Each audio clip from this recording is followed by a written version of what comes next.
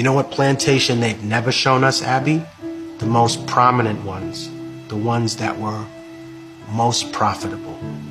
The breeding plantations. Why don't you want to show us those? You know why?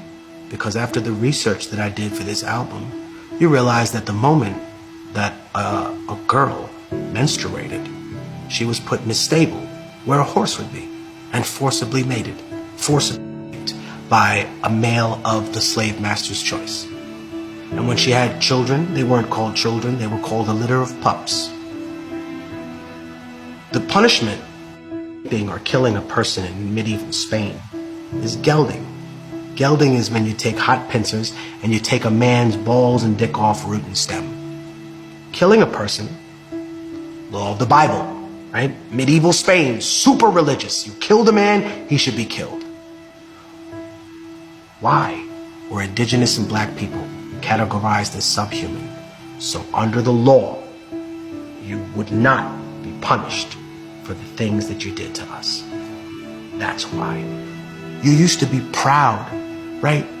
Used to be proud, white America, of murder. Used to be proud of colonization. Used to, wow, that made us tough. And then you got ashamed of it. And that's what you're dealing with. That's what America's dealing with, a schizophrenic crisis. There's a British manual, right, that was taken out of the British Museum because within the manual, it talked about how it was a weapon of war that should be used against the indigenous population. You're ashamed of that now. You're ashamed, right? Who was Christopher Columbus? His image has been so whitewashed, but he was trafficking little girls on an island. Who does that sound like, huh? All you right-wing defenders of Christopher Columbus and his legacy, he was trafficking 9-year-old indigenous girls on an island. Who does that remind you of, you intellectual coward? Just because liberals are dog shit doesn't mean that you shake hands with the devil, right? The same way I tell people all the time who are white working class people who hear about reparations for black people and automatically get upset. You know, they hear the word Africa and they're furious already. But the problem is this. The money doesn't come from you. No, it comes from the financial institutions that banked and built their stock exchange on labor, on the payback that they got from slavery. Because reparations is not actually what African people are asking for in this country.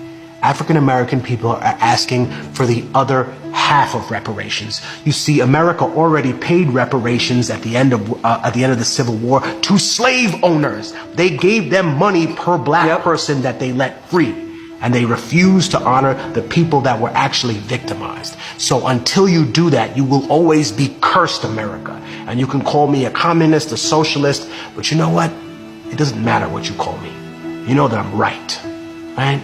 And you know that I stand more for indigenous rights than I do for the European interpretation of a left-wing ideology that doesn't always work in a cookie-cutter scenario when you plug it into Latin America. Because at the end of the day, that was still being pushed by two large governmental entities that wanted to challenge the United States' control of the region.